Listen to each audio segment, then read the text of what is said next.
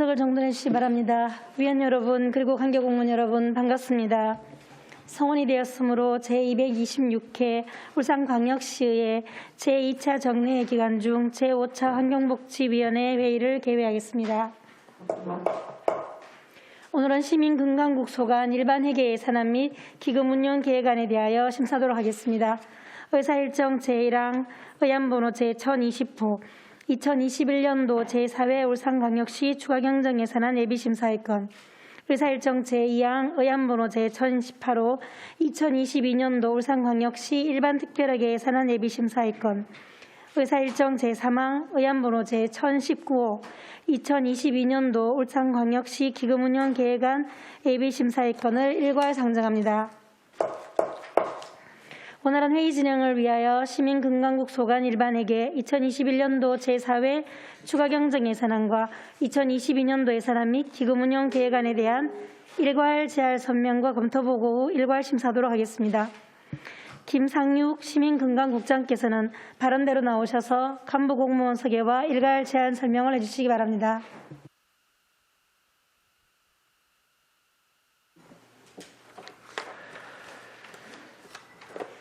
시민건강국장 김상육입니다. 시민 모두가 누리는 건강도시 울산 실현을 위해 깊은 관심과 지원을 아끼지 않으시는 이상욱 환경복지위원장님을 비롯한 여러 위원님들께 감사의 말씀을 드립니다. 제안 설명 앞서 간부공무원을 소개해드리겠습니다. 서정남 시민건강과장입니다. 여태익 감염병관리과장입니다. 조은진 식의약안전과장입니다. 지금부터 시민건강국 소관 2011년도 제4회 일반회계 추가경정예산안과 2022년도 일반회계 당초예산안, 2022년 식품진흥기금 운영계획안 순으로 제안 설명드리겠습니다. 시민건강국 소관 부서별 세출 예산 사업에 대해서 주요 정감사업과 신규 사업 위주로 설명드리겠습니다. 먼저 제4회 추가경정예산안입니다. 세입 예산은 기정액보다 4억 2,300만 원이 감액된 462억 6,500만 원을 편성했습니다. 세입 편성 내역은 예산서 467쪽부터 473쪽을 참고해 주시기 바랍니다. 세출 예산은 기정액보다 6억 5,100만 원 감액된 705억 4천만 원을 편성했습니다. 부서별 편성 내역을 설명드리겠습니다. 479쪽 시민건강과 소관 사업입니다. 올해 8월 개소한 울산권역 장애인 구강진료센터 진료 실적 및 환자 추이 등을 고려해 진료비 7,200만 원을 감액하였고, 난임 시술 신청 건수 증가로 난임 부부 시술비 지원 사업 1억 4,600만 원을 증액하였습니다. 다음 감염병 관리과 소관 사업입니다. 482쪽입니다. 코로나 바이러스 감염증 19 격리 입원 치료비는 환자 증가로 5억 9천만 원을 증액하였습니다. 신종감염병 위기관리 대응 훈련은 코로나19 장기화로 훈련이 취소되어 700만 원을 전액 감액하였습니다. 483쪽입니다. 어린이 예방접종은 북구 지역 어린이 인구 증가로 예방접종 비용 6천만 원을 증액하였습니다. 코로나19 예방접종 실시 지역 예방접종센터 운영 지원과 인건비 지원은 센터 운영을 10월 말 종료함에 따라 불용 예정액 6억 원과 11억 9천만 원을 각각 감액하였습니다. 임시선별검사소 폭염대책 운영비는 하절기 임시선별검사소 이용 시민의 온열 질환 예방을 위한 냉풍기 구입으로 1억 2천만 원을 성립 전 예산으로 편성하였습니다. 484쪽입니다. 선별진료소 검사인력 등 활동 한시 지원은 선별진료소 근무인력의 사기 진작을 위한 3개월간 활동 경비의 한시적 지원을 위해 9,500만 원 편성하였습니다. 다음 식의약 안전과 소관 사업입니다. 485쪽입니다. 위생업소 영업주 선지문화교류와 경영개선 지원 사업은 코로나19 장기화로 행사가 취소되어 3,500만 원 감액하였습니다. 이어 2022년 일반회계 예산안에 대해 설명드리겠습니다. 세입 예산은 전년도 예산액보다 111억 8,700만 원이 증액된 421억 5,100만 원 편성하였습니다. 세입 편성 내역은 예산서 769쪽에서 772쪽을 참고해 주시기 바랍니다. 세출 예산은 전년도 예산액보다 238억 1,400만 원 증액된 764억 4,300만 원을 편성하였습니다. 부서별 주요 편성 내역을 설명드리겠습니다.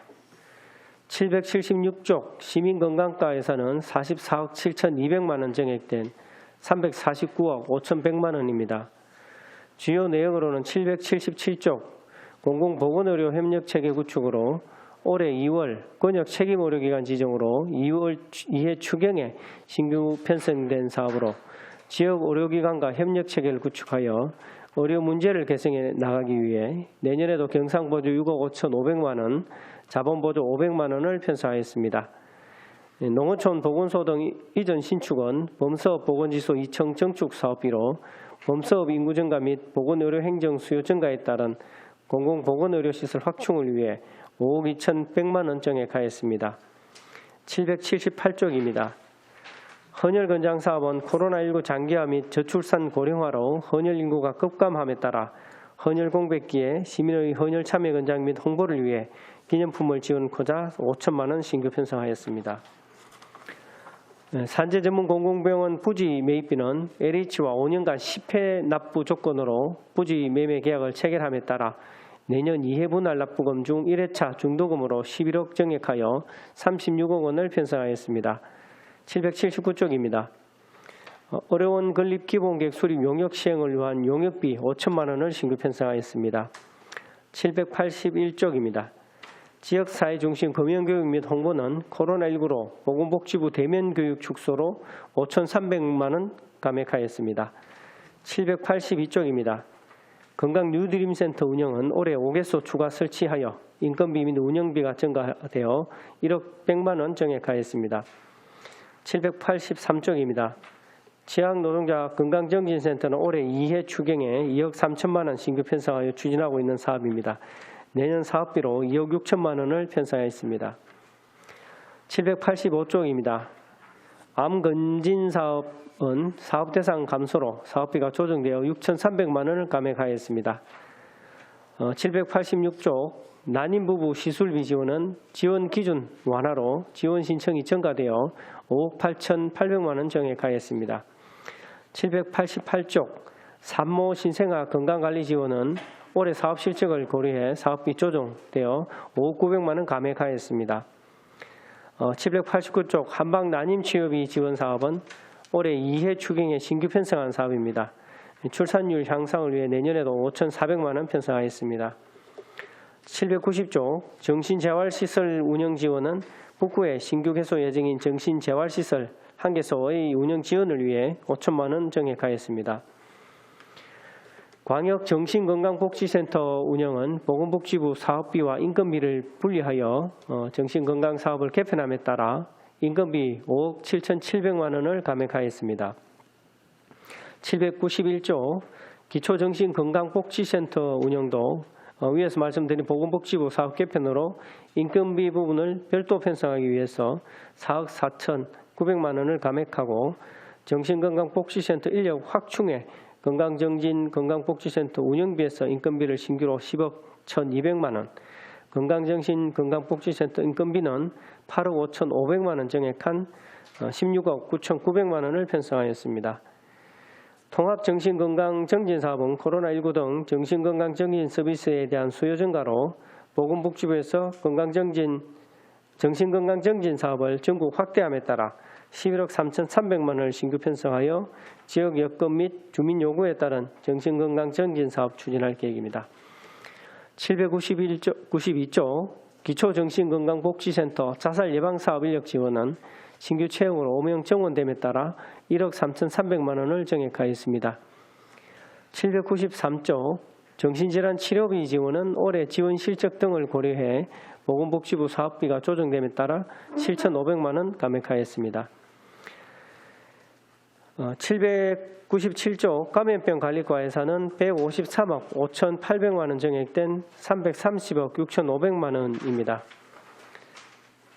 주요 내용으로는 797조 코로나19 격리 입원 치료비로 올해 환자 발생 수 및 지원 실적 등을 고려해서 8억 3,900만 원 증액하였습니다. 신종감염병 입원 치료 병상 확충 유지는 국가지정 입원 치료병상이 5개소에서 9개소로 확대되어 5,200만 원 증액하였습니다. 798쪽입니다. 생활치료센터 민간의료진 특별근무수당과 코로나19 확진자 이송요원 위험수당은 올해 추경에 신규 편성하여 기지원하고 있으며 지속적인 코로나19 대응을 위해 5억 3,100만 원과 1,500만 원을 각각 편성하였습니다. 코로나19 대응 방역물품 구입은 코로나 대응 시설 관련 종사자의 보호복과 마스크 구입비로 1억 원 신규 편성하였습니다. 799조 결핵검진사업 장비 차량 구입비 지원은 대한결핵협회 울산 경남지부 장비 및 차량 명화로 경상남도와 공동으로 추진하는 장비 구입비입니다. 우리시 부담분 8천만 원을 신규 편성하였습니다. 800쪽입니다. 국가예방접종은 내년부터 인유두종 바이러스 예방접종 지원 대상이 12세부터 26세까지로 확대되어 5억 9,200만 원을 정액 편성하였습니다. 801조 위탁의료기관 예방접종 시행비는 전액 국비로 지원하던 코로나19 백신 위탁의료기관 예방접종 시행비가 내년부터 지방비 50% 부담으로 변경이 되어 145억 4,400만 원을 신규 편성하였습니다. 코로나19 백신 희석의 구입비는 화이자 백신 원활한 사용 지원을 위한 예산으로 4,900만 원 신규 편성하였습니다. 취약계층 대상포진 예방접종 지원은 대상포진 예방접종 지원 조례 제정으로 지원 근거가 마련되어 75세 이상 기초생활수급자 등 취약계층 대상포진 예방접종 비용 1억 5천만 원을 신규 편성하였습니다. 807조 식의약 안전과 예산은 39억 8,500만 원 증액된 84억 2,700만 원입니다. 주요 내용 814조 마약류 중독자 치료보호사업은 보건복지부에서 내년부터 마약류 치료보호사업 확대 시행됨에 따라서 1,900만 원 증액하였습니다. 816조입니다. 근역외상센터 운영 지원은 보건복지부의 지방자치단체 보조사업으로 운영체계가 변경이 됨에 따라 올해 2회 추경에 신규 편성한 사업입니다. 내년에 39억 1,600만 원 편성하였습니다. 공공심야약국 지원은 취약시간대 시민의 의약품 구입 불편 해소와 전문약사의 복약 지도를 통한 의약품 오남용을 최소화하고자 공공심야약국 운영을 위해 4억 4,500만 원을 신규 편성하였습니다. 마지막으로 2022년 식품진흥기금 운용 계획안에 대해 설명드리겠습니다. 127쪽입니다. 식품진흥기금은 식품위생법 제89조에 따라 식품위생업소 개선융자 사업 등을 시행하기 위한 기금으로 내년에는 올해 말 기준 조성액 19억 9,400만 원보다 8,500만 원 감액한 19억 900만 원을 운용할 계획입니다. 이상으로 시민건강국 소관 2021년도 제4회 추가경정 예산안과 2022년도 예산안 및 식품진흥기금 운용 계획안에 대한 제안 설명을 모두 마치겠습니다. 시민 모두가 누리는 건강도시 울산을 위하여 꼭 필요한 최소한의 예산만을 편성한 만큼 우리 국 예산안이 원활 가격될 수 있도록 위원님들의 배려와 협조를 부탁드리겠습니다. 감사합니다.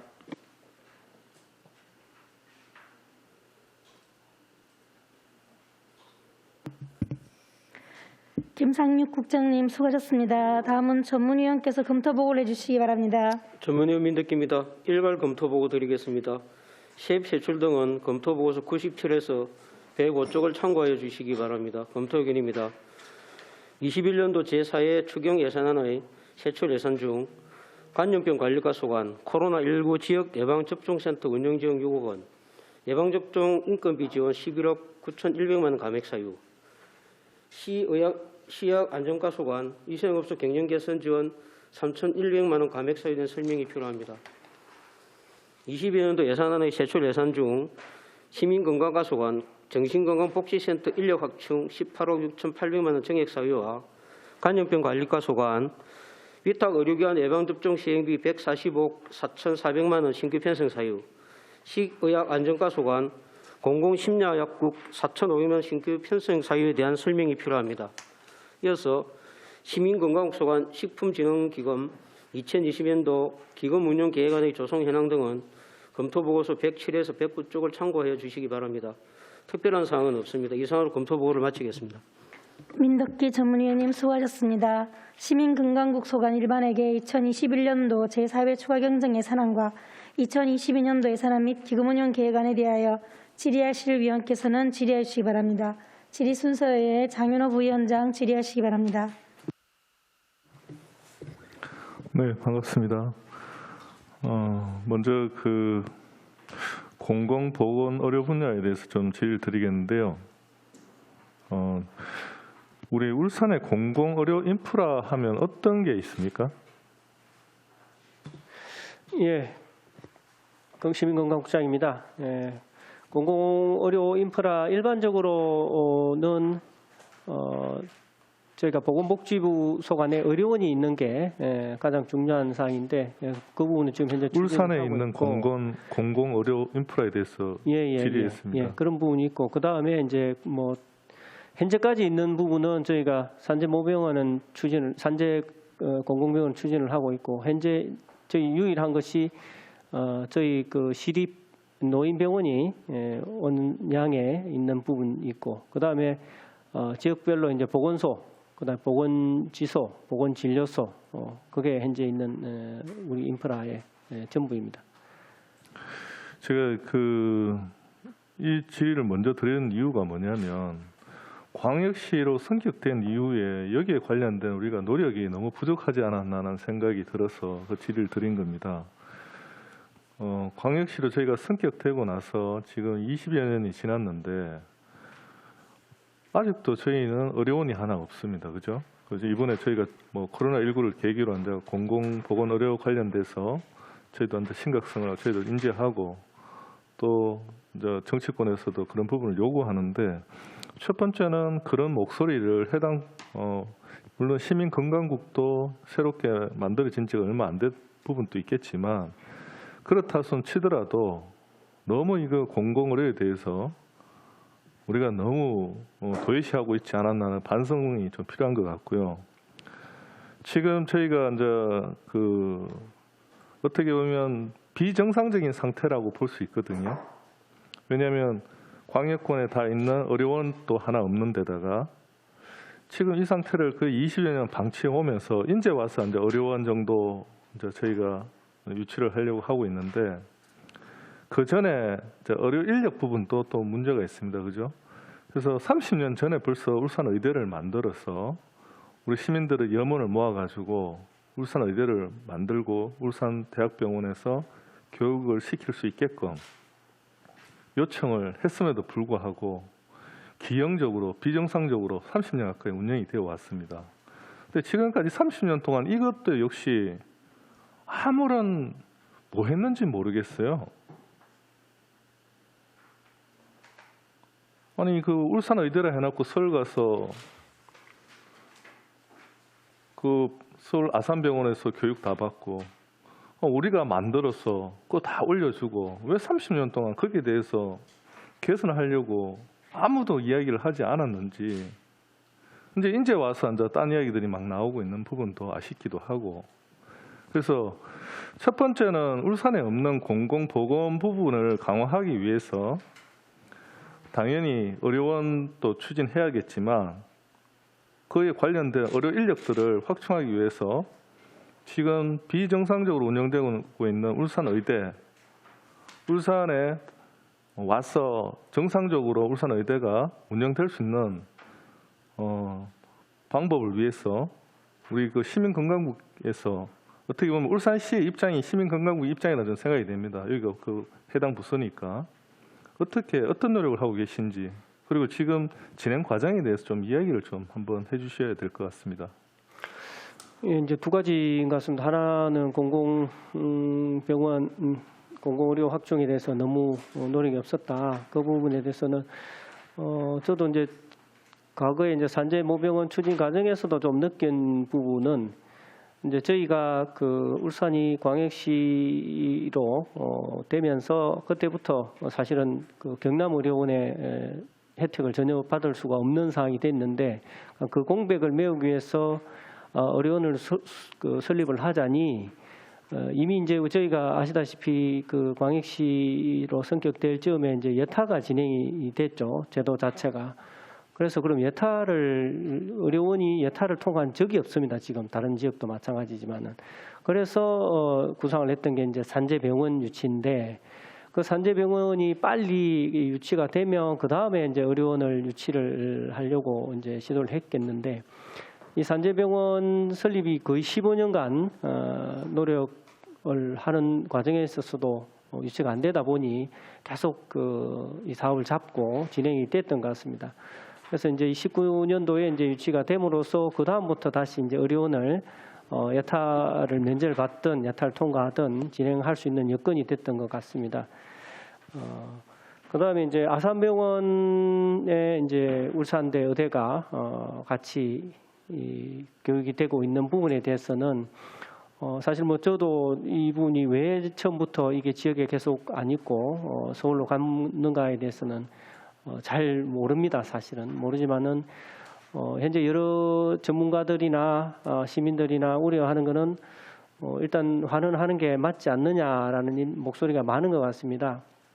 그래서 여러 곳에서도 이제 제안이 있었고 여러 국회의원들도 이제 이 부분을 국정감사에서도 지적을 하고 또 의문을 품고 있는 부분이고, 또 그 교육부에서도 전국적으로 이제 그 실태 조사를 진행을 해서 12월 경에는 교육부의 의견을 제시를 해준다고 하고 있는 것 같습니다. 그래서 저희는 일단은 그게 어떤 법적인 문제가 있는지 또 어떤 또 실무적인 문제가 있는지를 교육부 의견을 듣고 저희 시에 있는 교육부서 저희가 같이 여기를 모아서 환원이 언제까지 이루어질 수 있는지, 또 환원이 안 된다 하면 또 어떤 방안을 또 찾을 수가 있는지 한번 고민을 해보겠습니다. 그런데 과거에 저희가 작년 같은 경우에도 결국은 너무 오래된 문제고, 또 지금 학생이 다니고 있고 학부모도 있고, 또 울산대학병원과 아산병원의 운영 문제도 있고 해서 문제가 복잡한 상황이기 때문에 가장 합리적인 방안은 그래도 의대 정원 이슈와 같이 연계를 시켜서 의대 정원을 시키면 그 의대 정원된 의대의 일부는 또 우리 지역 의사제로 할 수 있는 그런 여지가 있기 때문에 일단 그와 함께 의대를 환원하는 방안을 구상을 했던 것 같습니다. 그리고 아산대학병원과 울대병원에서도 어느 정도 긍정적으로 생각을 해서 그 작년도에 이제 MOU까지 저희 시와 함께 체결을 한 바가 있습니다. 그래서 우선은 교육부의 그 조사 결과에 대한 의견, 그다음에 이제 코로나19가 어느 정도 안정되고 나서 다시 의정 협의를 통해서 의대 정원 문제에 대해서 어떻게 마무리가 될 것인가 하는 두 가지 문제와 함께 같이 이 부분을 논의가 좀 돼야 되지 않나 하는 생각을 하고 있습니다. 네, 제가 여기 의회에 들어와서 항상 집행부 특히 국장님들한테 제가 참 느끼는 그 감정이 뭐냐면, 너무 이게 그 주변의 어떤 의견이나 이걸 눈치를 너무 많이 보시는 것 같아요. 아니 울산 시민이 필요하고 울산이 해야 될 일이면 그 의식은 저는 더 중요하다 생각이 되는데, 여기저기 자꾸 이게 지금 저걸 봐가면서 하겠다. 그리고 또 있으면 국장님 또 다른 데 가시고 또 다른 국장이 오시면 똑같은 그런 일로, 그게 바로 울산이 30년 동안 지금 울산 의대가 못 내려오는 이유가 아닌가 싶은 생각도 사실 들고요. 그 계신 분들이 물론 필요성을 느끼면 시민들한테 그 필요성을 대해서 어필도 하시고, 아니 울산시가 좀 주체적인 의지가 있어야지 지금 누가 쿡 찔러 주길 바라고 그건 아니지 않습니까? 지금 30년 그렇게 해왔다면 이제는 좀 강력하게 필요한 부분에 대해서 요구를 하시고요.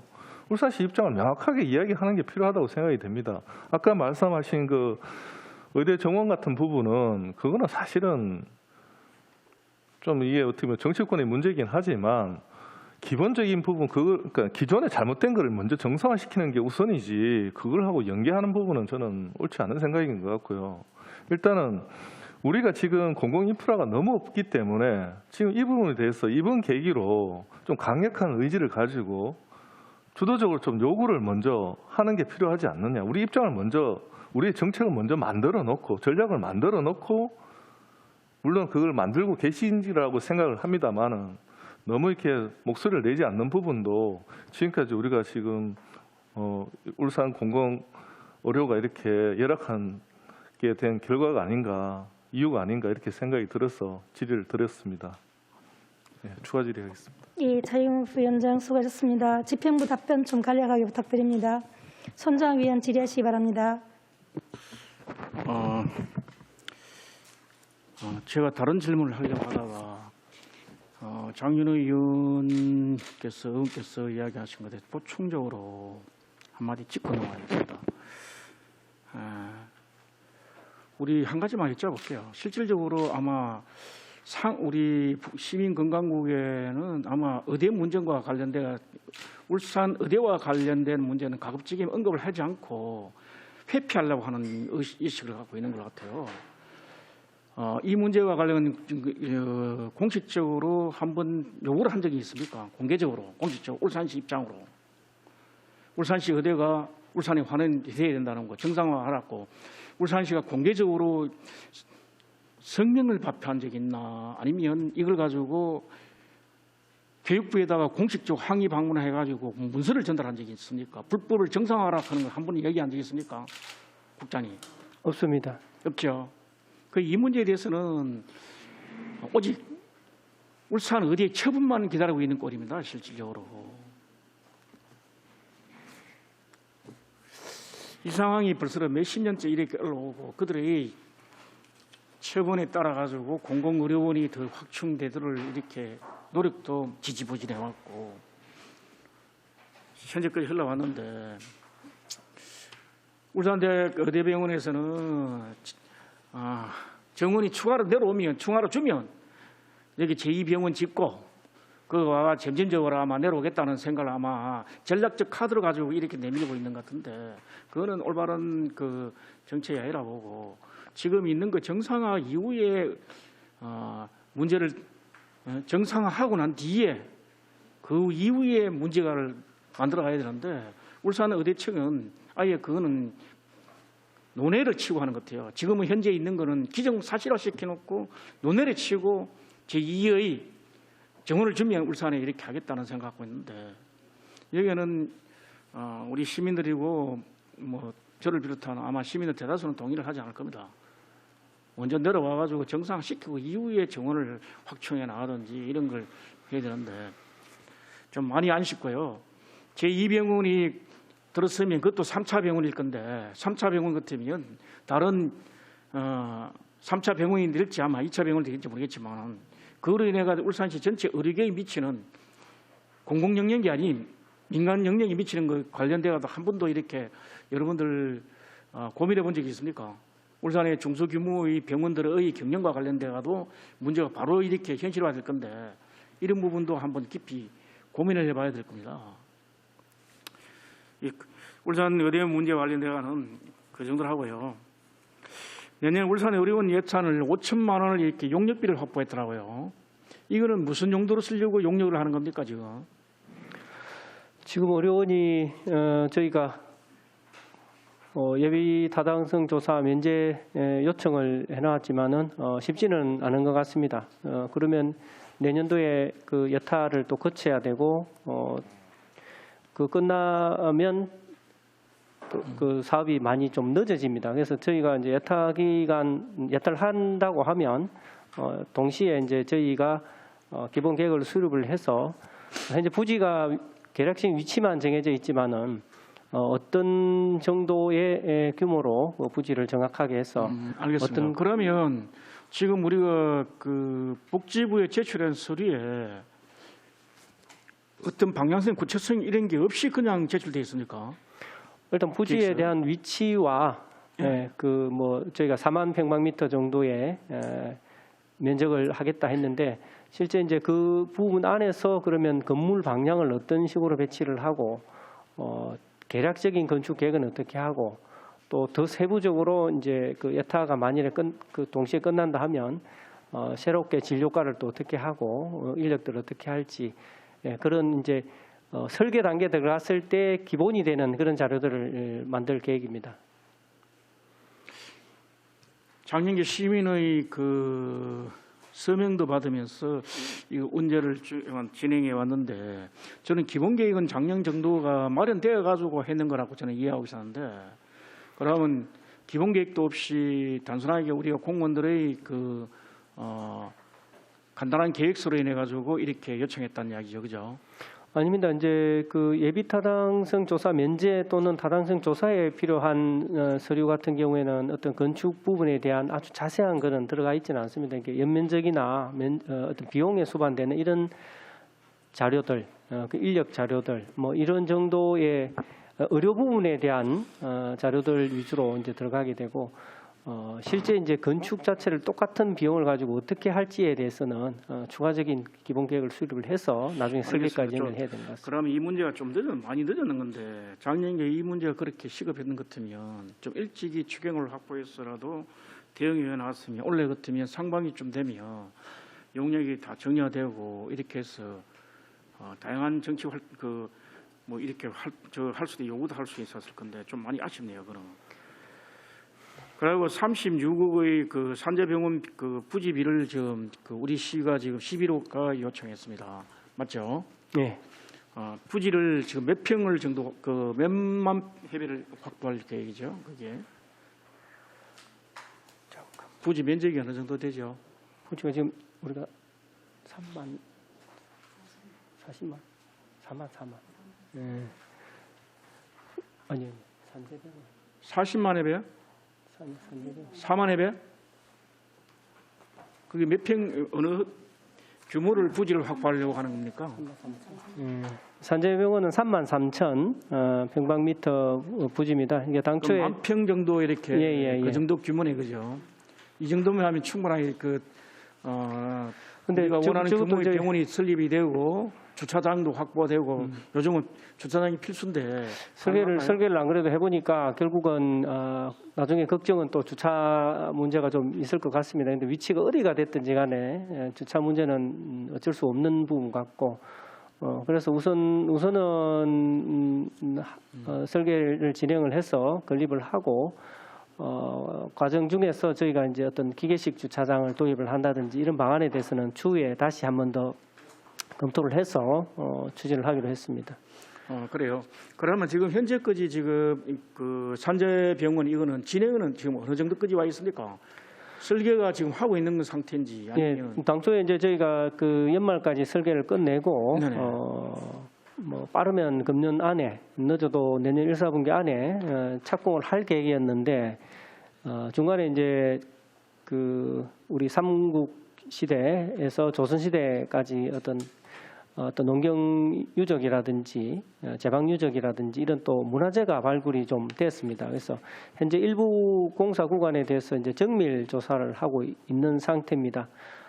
그래서 일단 설계도 좀 늦어지고 착공도 지금 내년 1, 4분기까지는 거의 불가능한 상태가 됐습니다. 그럼 내년 1, 4분기 안에는 착공이 안 된다는 얘기죠? 예. 좀 많이 아쉬워지는데 많이 아쉽습니다. 예. 일로 이렇게 자꾸 힘들어지게 방향이 이제 흘러가고 있어가지고 좀 그런데요. 그리고 예산 심의권에요. 예산과 관련된 질문을 좀 드려야 될 건데 우리 그 777페이지 보면 시민건강과입니다. 공공의료 협력체계 구축하면서 컴퓨터 사무용 기구 등을 새롭게 구입해 주겠다는 이야기를 하고 있어요. 그죠? 500을 들여가지고 하는데 이건 이거는 이 사업을 한 지 오래됐는데 이 사무기기가 없단 말입니까? 아직도? 이 사업이 저희는 작년 10월부터 시작했습니다. 예. 처음 시작할 때 이제 작년에 시작됐다요? 예. 그래요? 그럼 작년에 하면 무슨 사업을 사무실 확보도 안 하고 아무것도 안 하고 뭐 아무것도 없을 거지 했습니까? 울산대학병원 안에 있었습니다. 예. 있었는데 거기에 이제 새로 공공보건 의료단을 지원단이 추진되면서 기본 이제 시설비와 기본 장비비가 필요한 부분입니다. 그럼 자기들 요거를 요청하네 그죠? 여기 필요하다고. 예. 네, 알겠습니다.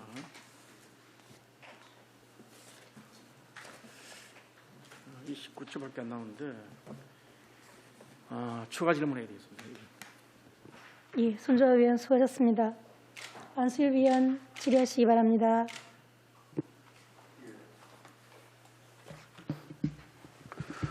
예, 우리 국장님 보고 잘 들었고요.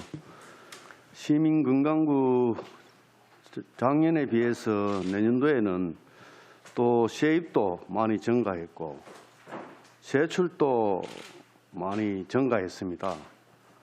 주로 그 시민의 건강을 또 이렇게 대상으로 해서 공공보건이라든지 감염병이라든지 또 시민 건강이라든지 그런 분야에 예산을 많이 편성되어 있습니다. 되어 있고 그 우리 시민 건강 과장님 그 신규 사업을 보면은 헌혈 건장 사업이 5천만 원 돼 있고 네.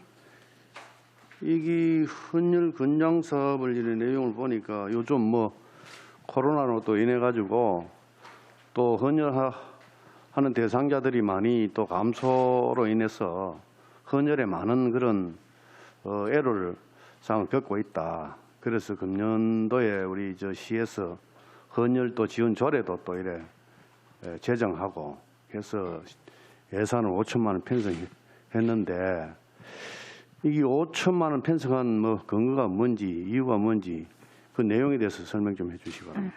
의원님이 말씀하신 대로 작년 올해는 코로나로 인해서 헌혈 수급이 많이 저하됐습니다. 헌혈이 급감해서 특히 이제 동하절기 같은 경우는 또 학생들이 방학이 되고 하면 더 급격하게 감소됩니다. 이래서 저희들은 적정 혈액 보유 기준일이라고 있는데 이게 이제 5일분에 미달한 날이 저희들이 242일이나 됐습니다. 그래서 저희들이 이제 동하절기 헌혈 공백기에 헌혈 프로모션을 해서 이 헌혈을 하는 자들에게는 1인 1만 원씩 지역 화폐라도 줘서 헌혈 사업을 권장하고자 해서 편성하였습니다.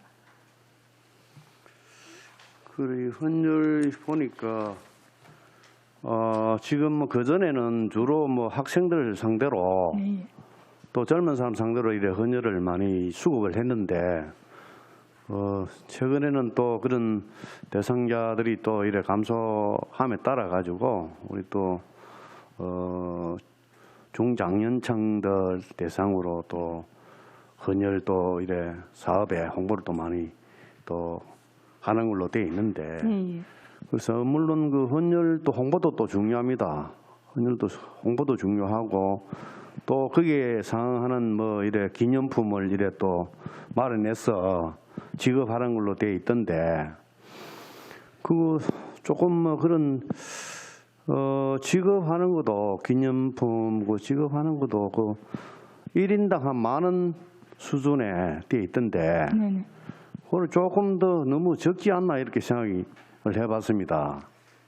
아마 차후에는 이런 거를 좀 하더라도 또 이래 건장 사업 차원에서 또 그런 홍보 차원에서 조금 그래도 10,000원은 조금 빈약하지 않나 이렇게 느꼈는데 저희들이 앞으로는 이번에 신규 사업인 만큼 조금 더 잘 이래 또 검토해서 조금 이래 좀 좋은 좀 그래도 시민의 건강 차원에서 좀 했으면 좋지 않나 이렇게 생각이 되어집니다.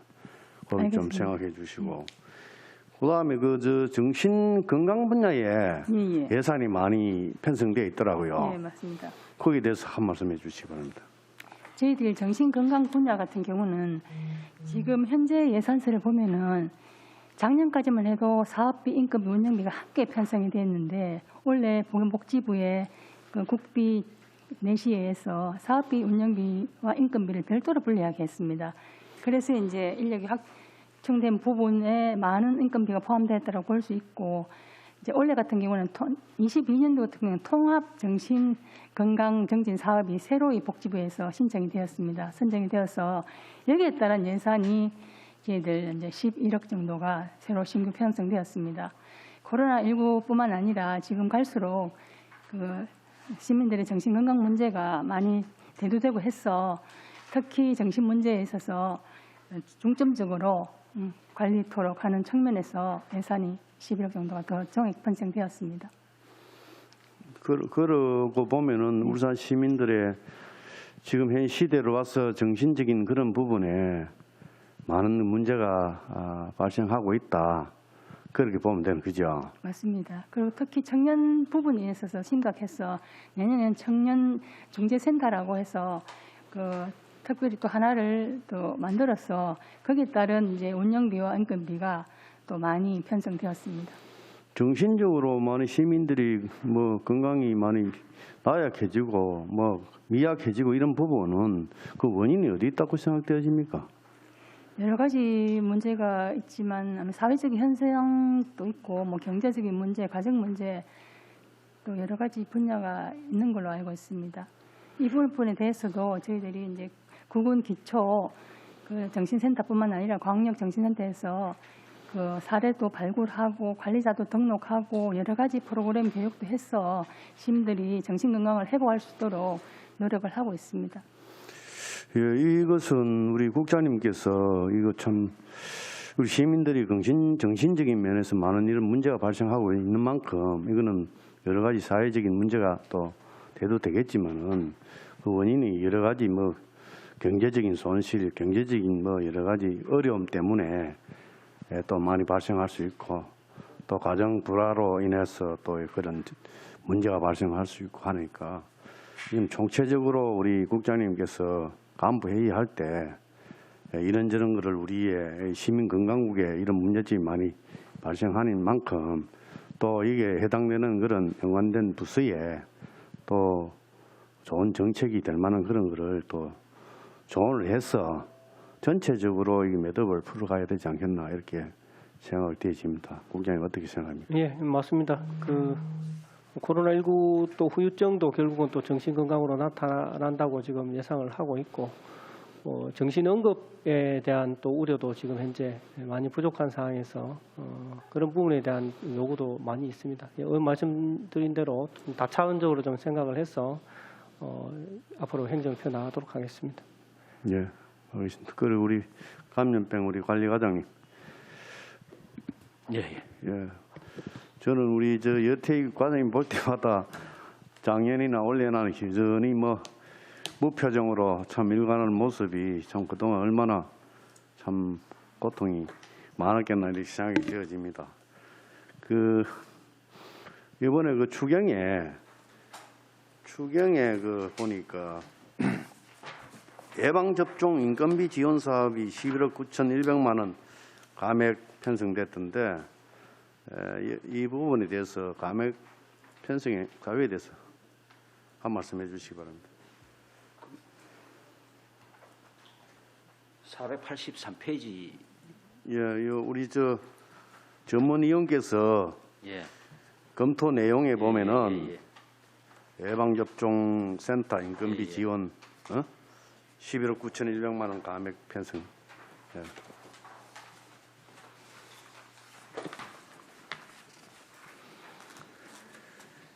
이게 당초에 이제 우리가 2월 달부터 이제 각 구군별로 기본 1개소의 예방접종 센터를 다 운영을 했습니다. 뭐 체육관이다, 우리 동천 실내 체육관이 중구를 맡고, 그리고 울주군이 이제 2군데를 운영을 하고 해서 우리가 총 6개 예방접종 센터를 운영을 하면서 이게 이제 10월 말 우리가 접종 목표가 달성이 되면서 이제 정부에서 이제 지원도 더 안 하고 예방접종 센터를 이제 문을 닫아라.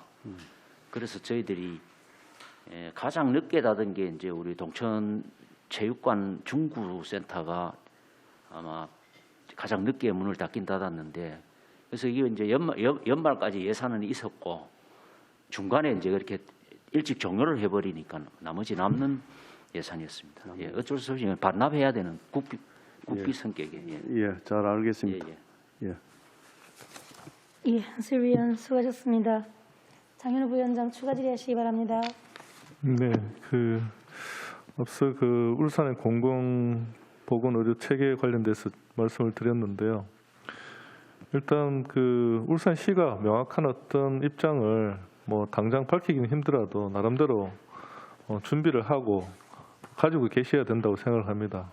그거는 너무나 당연한 겁니다. 우리 상황에 가장 맞는 것은 사실 울산시가 제일 잘 알고 있는 거지 주변에서 누가 왈가불가할 일이 아니거든요.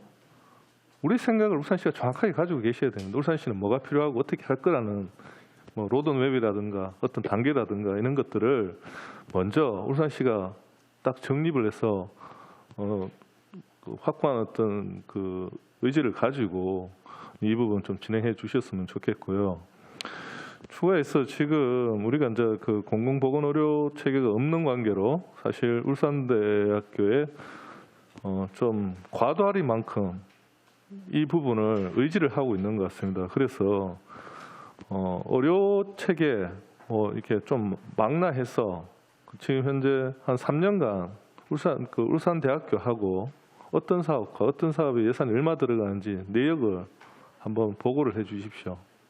그래야 그 부분을 보고 우리가 의회에서도 어떤 그 대안을 물론 부분적으로 꾸준히 우리가 얘기를 드렸겠지만 과도하게 어떤 민간 병원에 의지를 하는 것은 문제가 있습니다.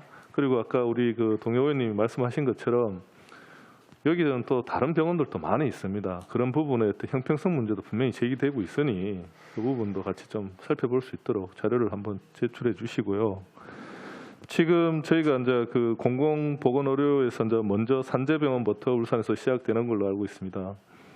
그런데 우리가 항상 주장했던 게 뭐냐면 각 지역마다 특색이 있지 않습니까? 울산은 근로자들이 굉장히 많고 특히 근골격계 질환이 많다고 저희가 이제 그 산재병원 할 때 말씀을 드린 적이 있는데 그래서 이제 근골격계 같은 경우는 뭐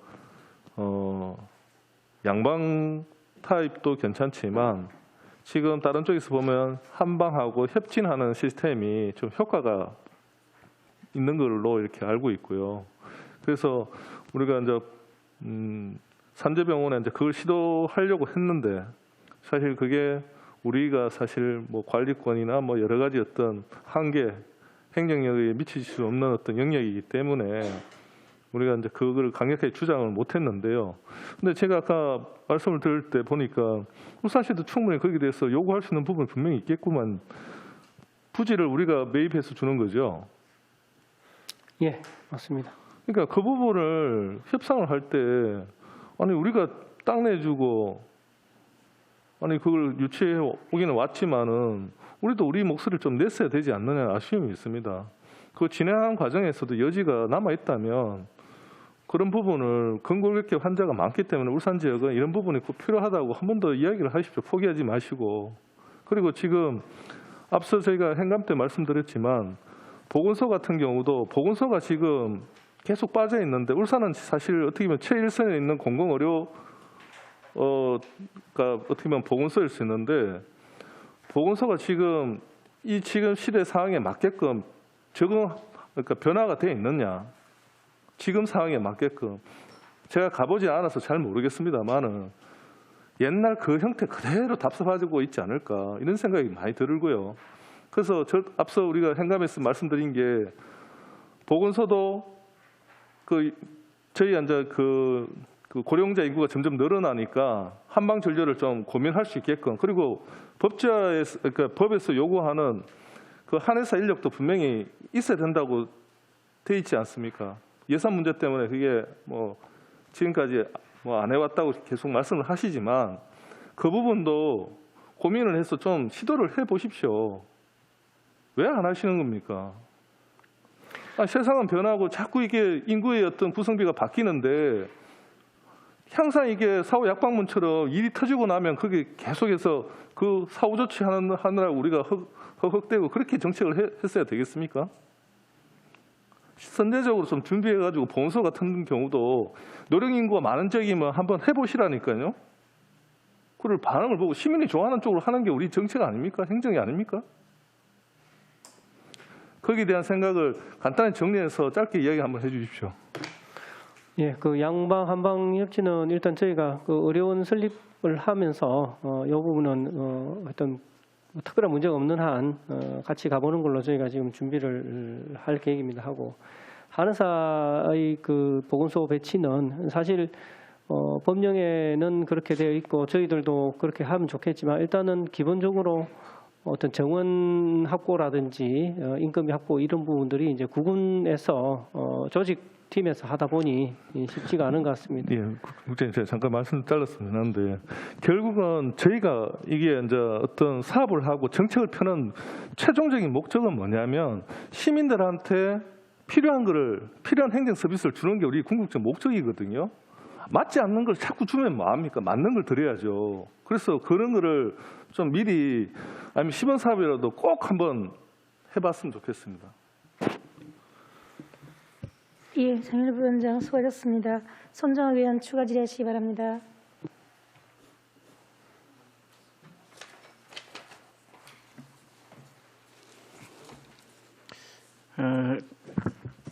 페이지 808페이지 보면 어린이 급식 관리 지원센터가 있어요. 예산이 20억 4,700만 원 정도, 이게 큰 예산인데 영양사가 없는 사업에 이렇게 지원해 주겠다는 그런 뜻인데 CEO 안전과장 맞죠? 이걸 왜 대학에 위탁하죠? 이게 영양 업무를 갖다가 어느 대학에 위탁하려고 하시는 거예요? 하고 있습니까? 영상 예. 울산과학대학교하고 울산대학교 예. 두 개 대학교로 해서 위탁 잠깐만. 운영하고 있습니다. 센터. 그 그게 지금 구군별로 달라지는 게 동부하고 울주군은 그 울산대학교에 위탁을 하고 있고 울산대학교 위탁하고 예. 울산과학대학교는 중구, 남구, 동구로 해서 그 센터를 위탁 운영하고 있습니다. 아니 이 사업이 어떤 사업인데 나눠가지고 할 필요가 있는 그것도 모르겠지만 예, 대학에까지 이런 사업을 할 필요가 있어요 이게? 우리 민간에서 하면 안 됩니까 이게? 영양사를 이렇게 이 정도 같으면 우리가 이게 급식센터를 운영하는 거 아닙니까? 예, 급식센터거든요. 친환경 급식센터 같으면 구군에도 운영하는 게 있고 지금 남구도 급식센터가 있고 몇 군 운영하고 있는데 거기와 협력하면 예산을 훨씬 절감할 수 있을 거 아니에요? 이 꼭 구태여 대학하고 산학협동 사업을 할 필요가 있습니까? 이게 그 위생센터는 사실은 그냥 영양사에 하는 게 아니라 100인 미만의 어떤 어린이집이라든지 그다음 유치원을 대상으로 해서 뭐 부모 참여 교육이라든지 아이들의 어떤 식습관 교정이라든지 이런 부분에 대해서 저희들이 그 교육을 하고 어떤 관련된 어떤 그런 부분에 대한 어떤 그 안내도 하고 부모들 교육을 하는 부분이거든요. 그래서 이게 인력이 한 10명에서 11명 정도가 팀이 이루어지가 있습니다. 이 센터에. 아니. 이해를 조금 못하겠는데요, 제가. 잠깐만요. 시기안전과장님. 예, 이게 영양사 의무 고용으로 돼가 있는 그 원화 100인 미만의 그 어린이집 대상으로 하는 부분이거든요.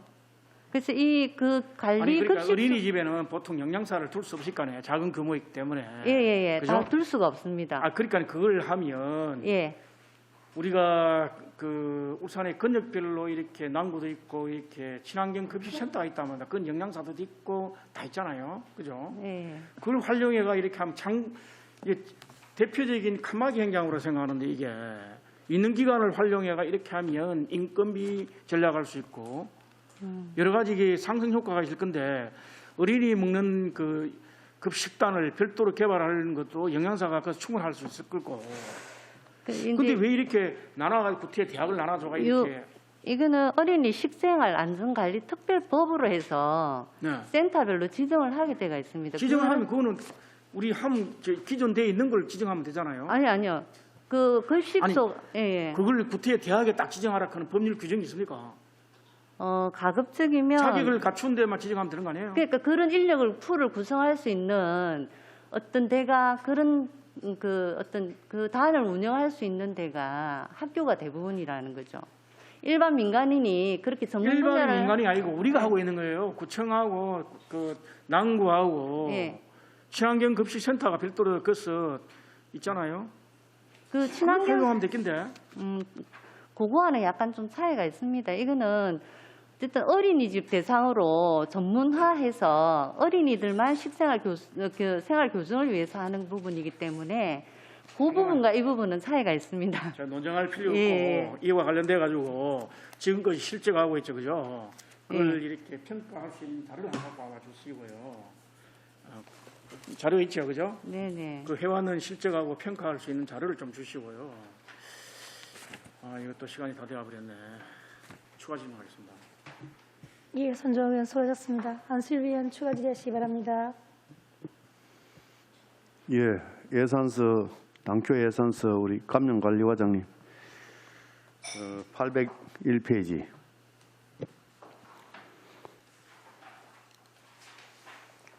그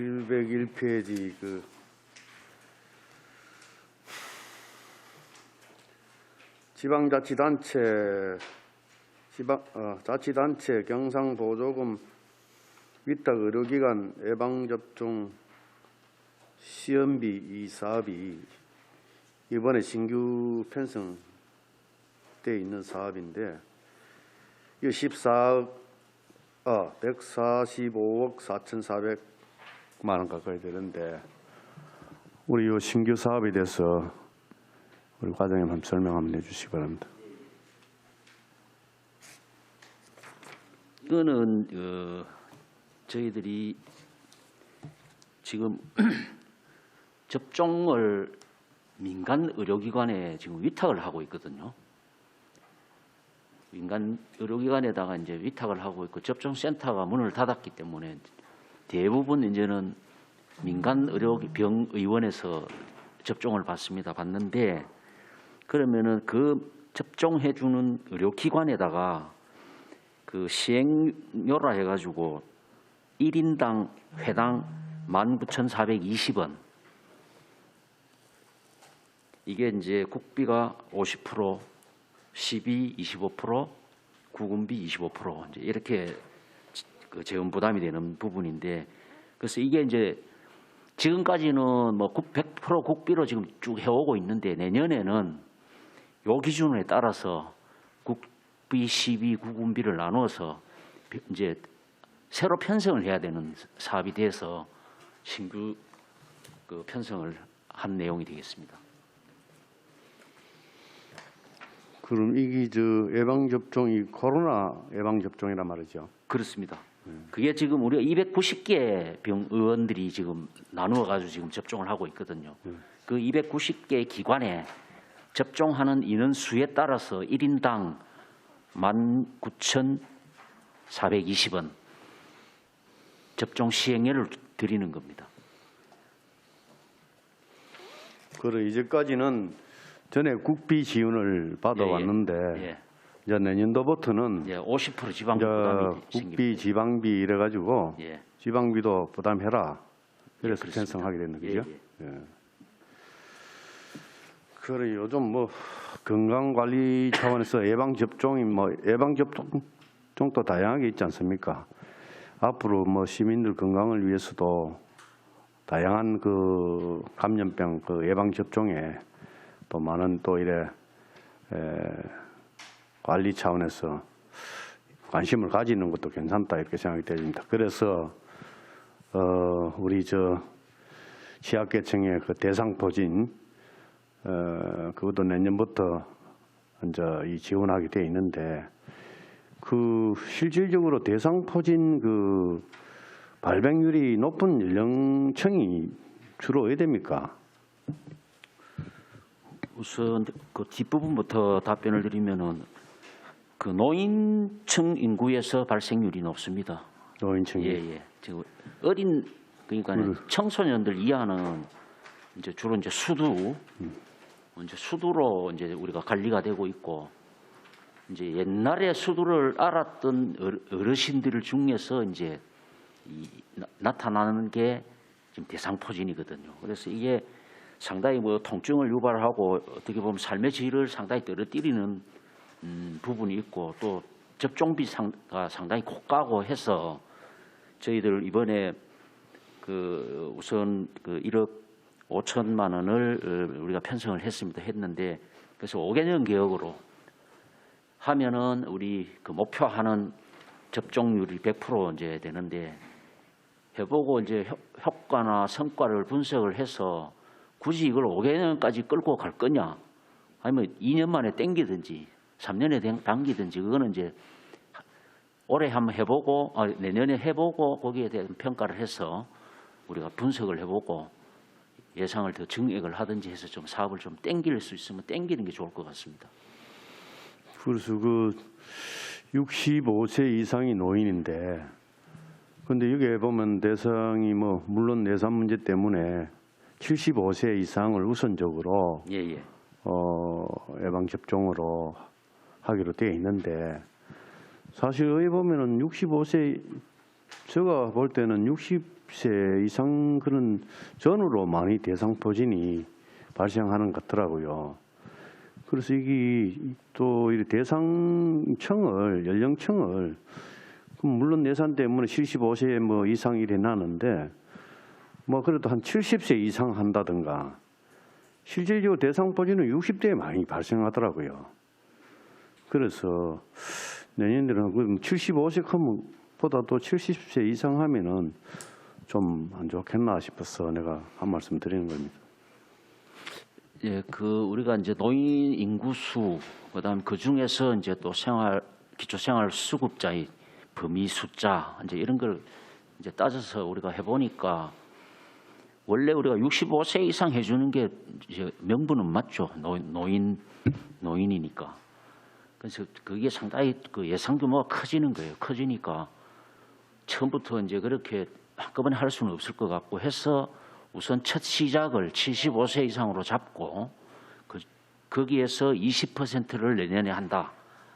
기본 목표는 이제 그렇게 잡고 올해 1억 5천을 편성을 했는데 아까 말씀드린 바와 같이 뭐 사정 변화는 뭐 항상 생길 수 있는 것이고 내년에 그 1년 그 성과나 이걸 분석을 해서 뭐 이거 연령층을 더 폭넓게 잡으면서 사업을 더 시기를 좀 더 당길 건지 그거는 이제 우리가 이제 그 예산하고 이제 이게 서로 이제 물려 있기 때문에 잘 협의를 해보겠습니다. 예, 아무튼 뭐 올해 뭐 5개년 계획까지 갈 필요 없이 좀 내년에 한번 해보고 우리 65세 울산 시민들 취약계층에 있는 사람 대상 전체 인원들이 대상자들이 예방 접종할 수 있도록 그래 좀 우리 검토해 주시기 바랍니다. 예, 뭐 전체 규모가 이제 뭐 1억 5천 가지고 5개년을 하기가 좀 사실 그렇게는 그렇습니다. 그런데 우리가 이제 예산부서하고 이제 이렇게 잘 뭐 협의를 해서 좀 당기거나 그러니까 당기는 것도 당겨야 되지만 그 지원 폭을 대상 폭을 좀 넓게 잡아서 검토를 해보겠습니다. 예, 예 그래 해주시기 예. 바랍니다. 예, 이상입니다. 예. 한수일 의원 수고하셨습니다. 본 위원장이 그 소아 청소년 지금 백신 접종률이 어느 정도 되는지요? 학교 전면 등교도 그렇고 뭐 최근에 뭐 오미크론도 그렇고 조금 시끄러운 느낌이 드는데 현재 우리 울산에 따로 통계가 있나요?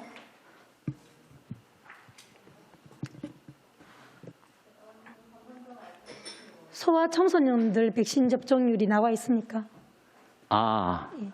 그 소아 청소년은 지금 그 접종 대상자가 아닙니다. 접종 대상자는 강제 대상이 아닌 거죠. 그러니까 12세 그 이상인데 예. 지금 우리가 보면은 11세 이하 이제 여기는 일단 접종 대상 범위가 아니기 때문에 지금 접종자가 12세부터는. 없습니다. 없고 예.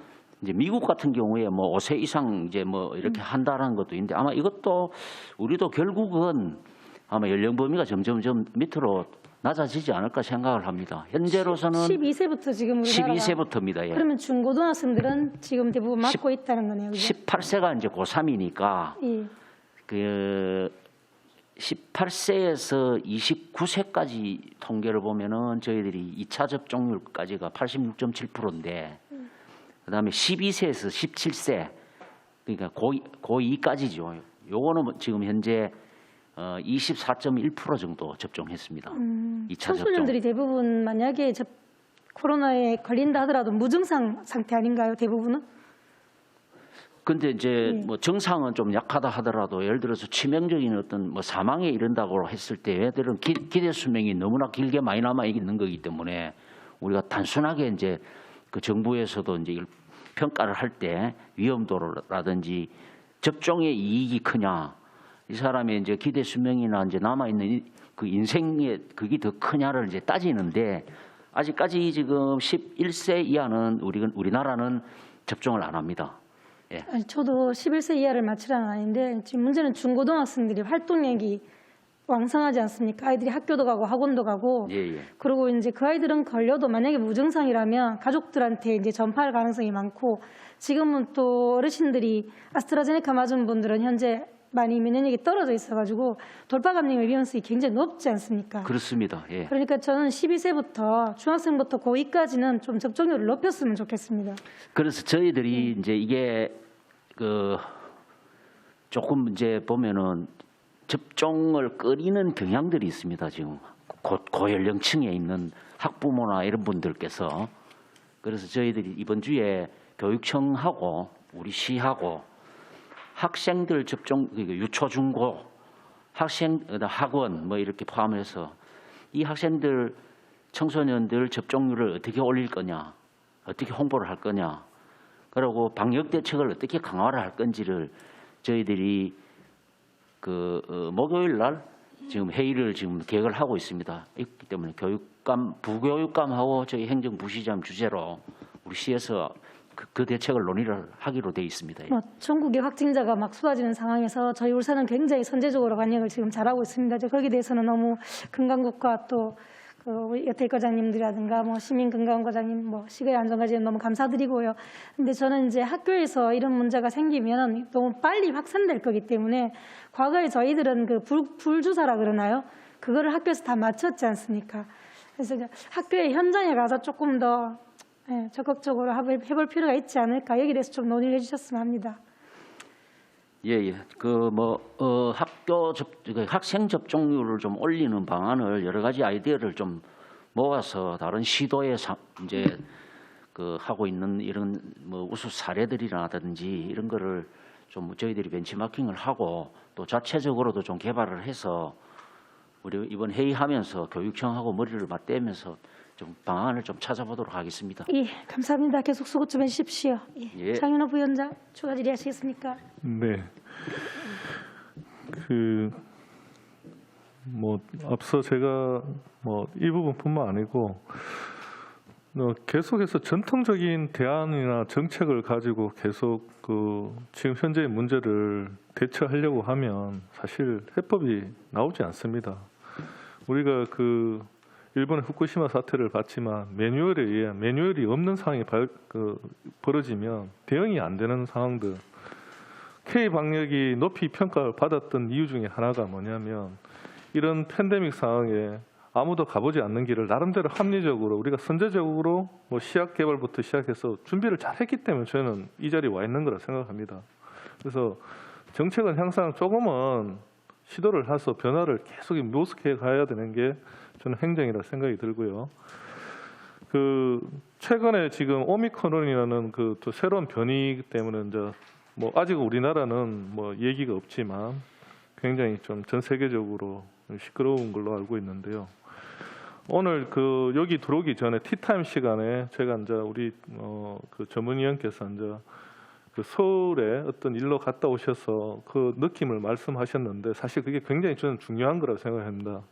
뭐냐면 2년 가까이 이런 상황이 지속되다 보니까 사람들이 어떻게 보면 무뎌졌다 그럴까요? 이 코로나 상황에 백신도 맞고 막 이러다 보니까 별로 이게 방역 수칙에 대해서 좀 우리가 느슨해진 어떤 상황에 있는 건 맞습니다.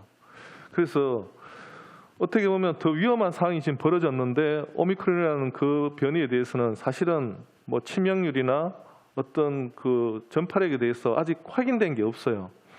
지금 현재 우리가 제일 잘할 수 있는 건 뭐냐면 울산시가 잘하고 있지만 그 방역 지침을 좀 더 강화를 한다기보다는 지금 하는 이 수준을 좀 타이트하게 유지하는 게 굉장히 중요하다 생각이 됩니다. 여기서 무너져 버리면 다시 우리가 이 소상공인들 장사 못하는 상황으로 돌아갈 수 있기가 너무 힘들어요.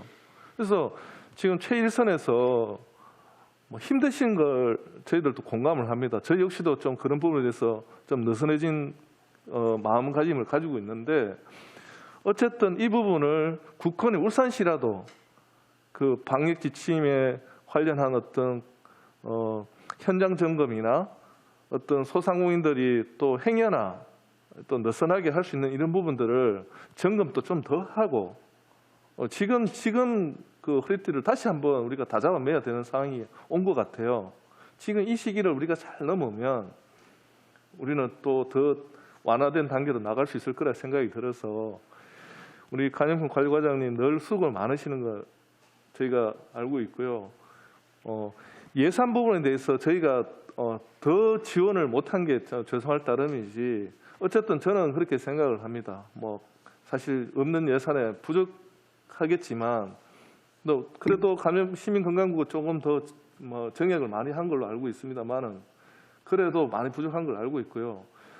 또 경우에 따라서 예산이 잘린 부서는 추경 통해서 저희하고 같이 예산을 만들어가는 것도 필요하고 저희들 충분히 그럴 의지를 가지고 있습니다.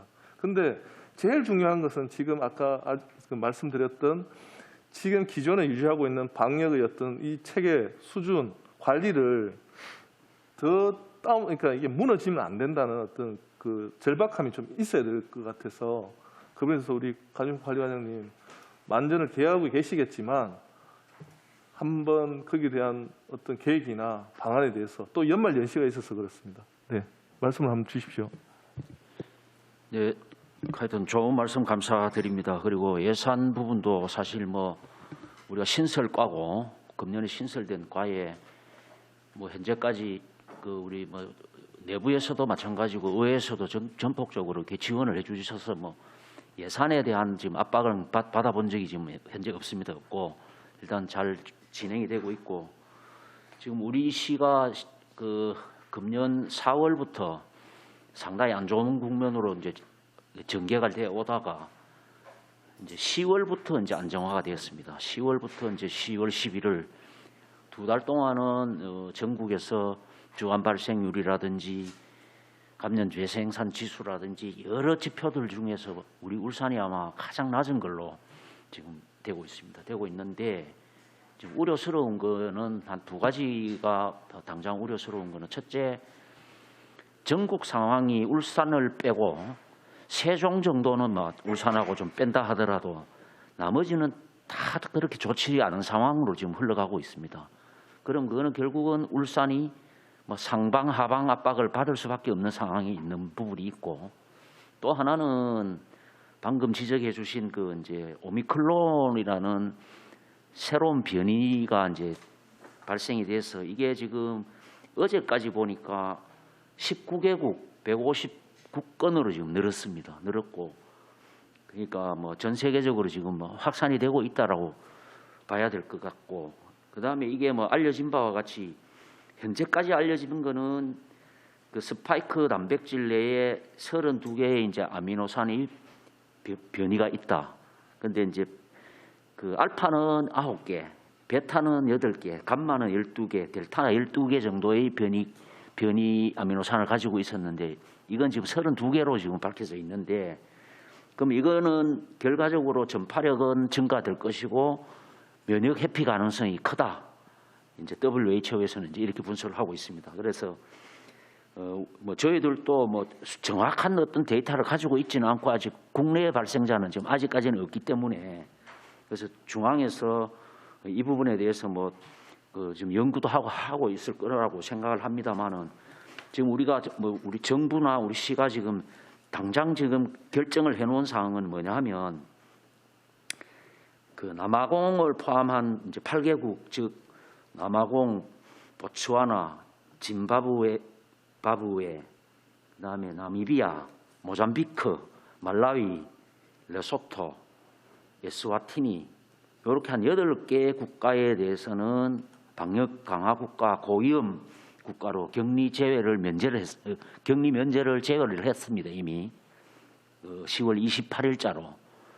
그럼 이분들은 쉽게 말해서 백신 접종이 됐던 PCR 음성이 됐던 그 인정을 안 하고 그냥 우리나라에 들어오는 순간에 시설 격리를 10일 이제 인천에서부터 격리를 하고 이제 목적지로 이제 올 수 있도록 했고 그다음에 저희 과장님, 거기 오미크론은 이제 예. 추후에 이제 하는데 지금은 울산시 현재 예. 우리가 지금 유지하고 있는 이 방역 태세 유지에 만전을 기해달라는 게 사실은 굉장히 중요한 관건이고요.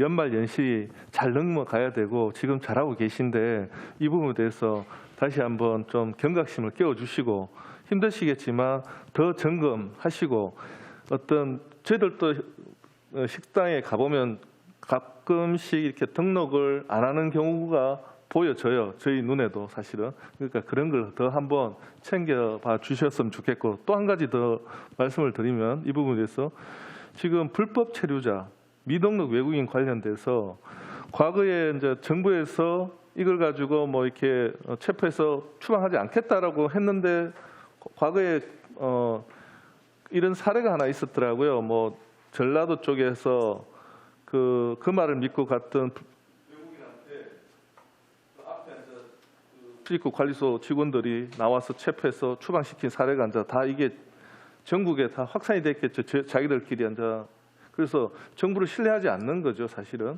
그리고 우리 지역에는 좀 그렇지 않도록 관리를 지금 현재 수준 관리하는 게 저는 제일 중요하다 생각하거든요. 오미크론은 그 이후에 이제 우리가 대응하면 되는 건데 어쨌든 이 연말 잘 넘어갈 수 있게끔 좀 더 노력을 해 주십사 예, 부탁을 그 부분 드리겠습니다. 제가 간단하게 답변드리겠습니다. 어제 대통령님도 그래 1단계 그 일상 회복 이후에 2단계 이제 가는 부분을 한 4주 동안 또 연기를 해서 그 4주 동안은 특별 점검 기간으로 둬서 어머니 말씀드린 대로 방역의 고삐를 조이기로 했습니다. 저희들도 이제 12월 중에 이제 목욕장 점검부터 해서 기존에 일상 회복 때 약간 점검을 좀 놓쳤던 부분에 대해서 다시 한번 고삐를 지어서 점검을 하도록 하겠습니다. 그리고 이제 출입국 사무소와도 늘 저희가 이제 외국인 접종 선제 검사 할 때 계속 협의해 왔습니다. 그래서 그런 부분도 기회 있을 때마다 의원님 그런 우려 전달을 해서 외국 불법 체류자 포함해서 어떤 백신 거부라든지 검사 거부라든지 이런 일이 없도록 하겠습니다. 예, 장현우 부위원장 수고하셨습니다. 손정아 위원 추가 질의하시기 바랍니다. 시역 과장님, 816페이지 보면 의료인 환자 유치를 위한 홍보물을 제작한다는데 울산에 의료 관광 사업이 지금 하고 있습니까? 되고 있습니까? 지금 코로나19 때문에 활성화는 되지는 않았지만 네네. 전년도에 시도로 네네. 이제 이양이 됐습니다. 이 사무가. 네. 그래서 저희 관내에도 유치업자가 5개소가 있고요. 네네. 또 그와 관련해서 이제 외국인 유치 관광 의료 사업을 하겠다라고 밝힌 의료기관도 한 12개소를 해서 저희가 17개 정도를 관리를 하고 있습니다. 지금 울산에서 의료 관광을 하겠다는 그 의료기관이 어디입니까? 어디에서 하려고 하는 거죠? 뭐 제니스, 뭐 비비, 뭐 여러 군데가 있습니다. 제닉스하고 예. 또 지금 특정한 의료를 제가 좀 말씀드리기는 그렇지만 하여튼 뭐 치과라든지 예. 또 뭐 성형외과라든지 예. 이런 파트 쪽으로 해서 조금 참여하는 의료기관이 많습니다. 의료 관광을 하려면 이게 숙박하고 연계가 돼야 되는데 예. 그러한 시스템을 울산에 지금 연계가 구축이 되어 있습니까? 숙박 식사라고. 이제 그다음에 그런 부분을 계속 예. 저희가 사실은 이제 관광 유치 관련해서 시범 사업도 저희도 한번 해보려고 전년도에 사실은 계획서를 제출한 바는 있는데 이제 기존 하고 있는 뭐 부산이라든지 또 인천이라든지 네네. 이제 이런 쪽의 시도도 조금 주춤한 상태이고 또 저희는 이제 사실은 이제 의지는 있으나 지금 이제 코로나19 때문에 조금 이렇게 할 수는 없지만 좀 나름대로 좀 준비는 하려고 하고 있습니다. 준비를 하려고 하는데 하고 있습니다. 예. 하고 있는데 치밀한 준비가 안 되면 그 의미 없이 또 부산이나 이렇게 뭐 잘 아시잖아요, 그죠? 예. 부산 서면이나 메드리트 스트리트가 갖춰져 있는 데가 울산은 아직 그런 게 충분히 되어 있지 않거든요. 네, 그래서 저희는 관광가하고 일단 알리는 부분에 조금 집중을 합니다, 지금. 그리고 의료를 이렇게 관광을 할 수 있는 매니저도 울산에는 없고. 매니저 울산대학교 병원에 매니저 있습니다. 울산대학병원이 있어요. 예. 그래요? 예, 관광하고 관련된 부분에 매니저가 울산 한 분 다른 있으세요. 그 전체 각 병원에 이런 게 있어야 될 텐데 그게 갖춰 있지 않잖아요, 그죠? 예. 알겠어요. 그다음에 응급 의료기관의 평가 결과에 따른 보조해가지고 우리가 권역별 의료원 울대병원하고 그 응급 의료기관을 가지고 평가하는데 예. 이거는 보조금을 주기 위한 게 하는 겁니까? 아니면 일단 보조금 주긴 줘야 되는데 막 등급별로 나눠주기 위해 가지고 이렇게 평가하는 거예요? 아니, 응급의료기관 평가를. 탈락하는 것도 있습니까? 예? 이어서 응급의료기관 평가에서 탈락하는 것도 있습니까? 기관도? 탈락하는 기관도 있기는 있습니다. 타 시도에는. 아니 우리 울산에 울산에는 없었습니다. 없으면 그럼 없었고. 보조금은 그건 다 준다는 뜻이네 그러면. 근데 그 평가 내용에 보면 네네. 그 시설 장비라든지 적정성이라든지 기능성이라든지 시설 그 관련된 부분에서 평가 내용에 부합이 되기 때문에 저희 같은 경우에는 거의 상위 그룹으로 해서 금액이 좀 상당히 많이 받고 있는 편입니다. 그럼 보조금이 그럼 차등이 나는 겁니까? 많이, 그렇죠. 차등, 예. 많이 나는 거예요? 예, 상위와 또 기본 등급, 하위 등급이 있는데 이제 상위 등급은 금액이 좀 제일 많고 보조금을 이렇게 돈이 안 주면 7억이라는 돈인데 이걸 가지고 이렇게 울대병원하고 동강병원하고 아마 중앙병원하고 그 울산병원하고 뭐 시티병원 이 정도인 줄 알고 있는데 그냥 나눠주기 위한 거 그런 건 아니에요? 그런 건 아닙니다. 쓸 때. 예. 중앙응급의료센터에서 예. 센터하고 그 울산 응급의료지원센터에서 점검단이 있습니다. 점검단이 있고 그다음 그 응급의학과라든지 인력 기준이나 시설 장비 기준이 부합이 돼야지만이 그 조건에 상위 그룹에 들어가느냐 안 그러면 기본 등급에 들어가느냐 하위 등급에 들어가느냐의 분류에 따라서 금액이 변동이 있기 때문에 알겠습니다. 그 부분에 대해서 나눠주기식은 아닙니다. 알겠습니다. 그다음에 심폐소생술을 위해 가지고 교육을 하는데 1억 6천만 원을 지금 쓰려고 하고 있습니다. 예. 그죠? 여기 소방서도 이렇게 같은 걸 하는 걸 알죠. 일반 시민들과 뭐 학교 뭐 심지어 동사무소 다니면서 통장님들한테도 교육을 시키고 있고 뭐 이렇게 원하면 교육을 다 하고 있어요. 네. 그죠? 네. 뭐 1억 6,200만 원하고 소방서도 한 이 정도는 쓰는 걸로 알고 있습니다. 그죠? 이 예산을 이렇게 중복적으로 이렇게 나눠 쓰고 있는데 이 부분에 대해서는 한번 통화를 하든지 아니면 어떤 그 목적을 분명하게 소방서도 하는 게 있어요. 실질적으로. 예. 알고는 있습니까? 네. 그럼 이렇게 예산이 이렇게 여도 달리고 저도 있고 하면 그 낭비가 아닐까요? 효율적이고 이게 타켓이 분명히 되는데.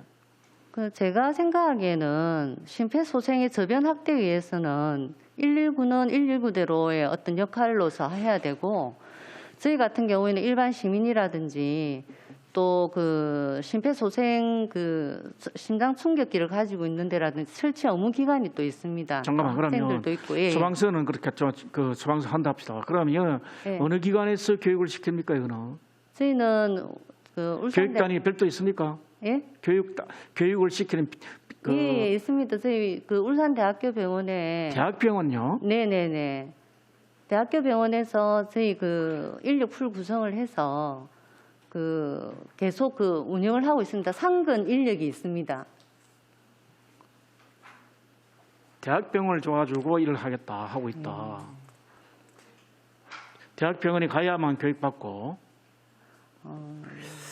이건 이상해. 그래요. 그거는 좀 내가 다시 생각해봐야 되겠네요. 그거네요. 추가 질문하겠습니다.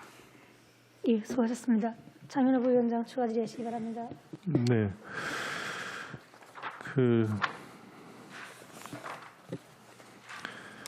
정신건강복지센터 지금 이거 관련해서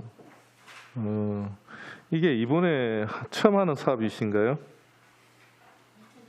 자살 예방 사업. 정신건강복지센터는 계속 하고 있는 사업입니다. 근데 올해는 새로 하는 건 내년 새로 하는 사업은 통합정신건강증진 사업입니다. 아니 2021년도에 예산이 없는데요?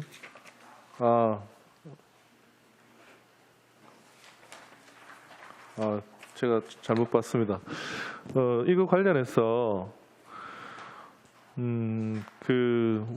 지금 뭐 OECD에서 우리가 자살률 1위라는 것은 뭐 다 알고 계시는 사항인데 울산에서도 사망 원인 중에 1위가 자살인가요? 사망 원인 1위는 심뇌혈관 질환입니다. 그런가요? 예. 근데 제가 이제 잠깐 찾아보니까 이게 모르겠습니다. 이게 전체 평균인지는 모르겠지만 10대에서 40세까지 사망 원인 중에 1위가 자살률이라고 지금 자살이라고 나와 있거든요. 그래서 사실 이제 시민건강국이 좀 여러 가지 이제 우리 감염병 또 그 예방하셔야 되고 공공의료도 구축하셔야 되고 하는데 여기 자살 관련해서 사실은 좀 우리도 나름대로 좀 그 기준이라기보다 어떤 울산에 좀 특화되어 있는 나름대로 어떤 그 자살 예방 교육 사업 이런 것들이 좀 있어야 되지 않을까라는 생각이 들어서 지금 제가 뭐 정확한 현황은 모르겠지만 거의 대동소이할 거라 생각합니다. 특히 이제 그 청소년들 사망 원인 1위는 아마 압도적으로 이제 이게 자살이 될 것 같은데요. 원인은 여러 가지 있겠지만 우리 시에서는 어떤 노력을 하고 계신지. 일단 그 부분은 잠시 말씀드리면은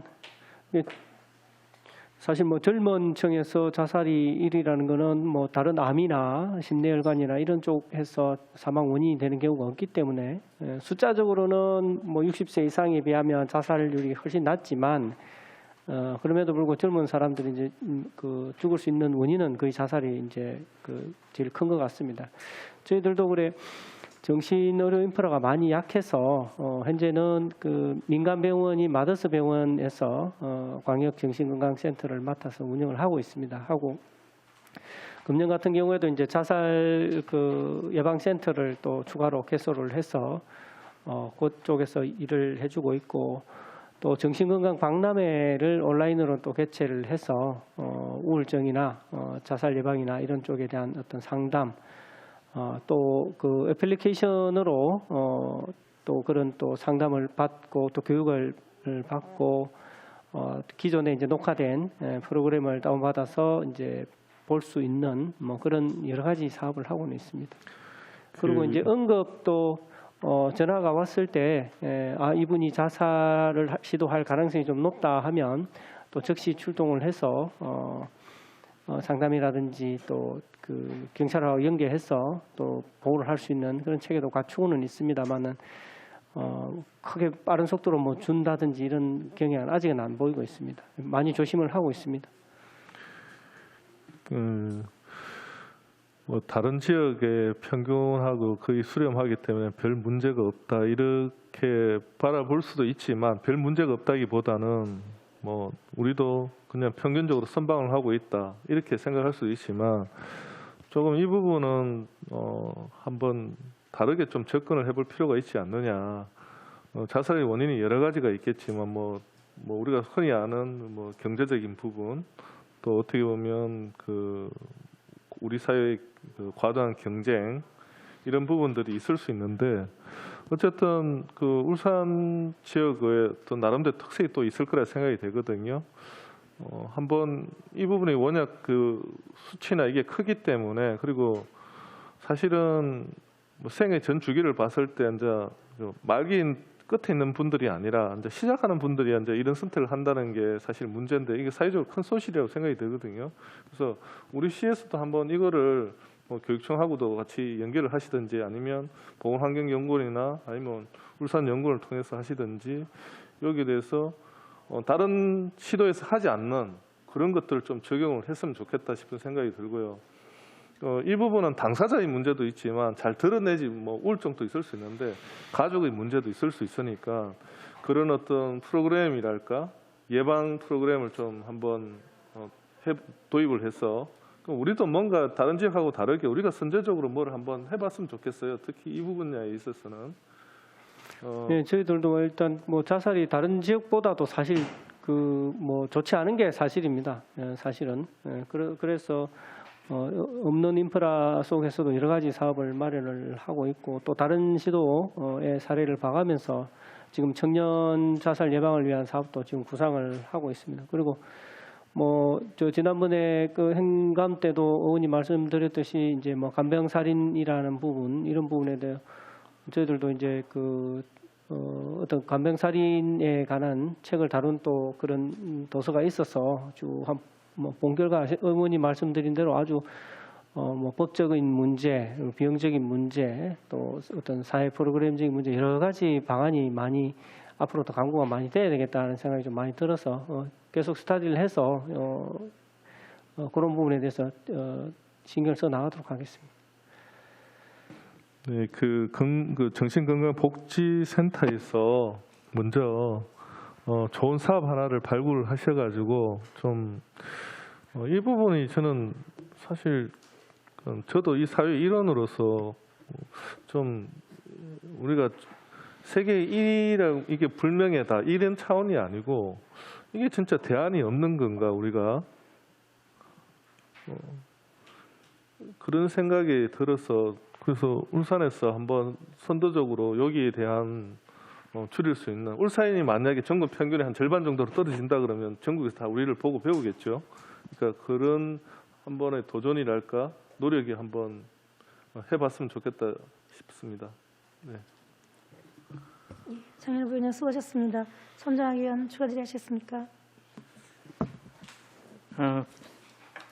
예산서 778페이지 보면 외국인 근로자 의료비 지원이 있습니다.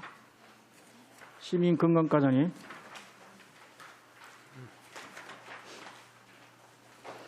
예.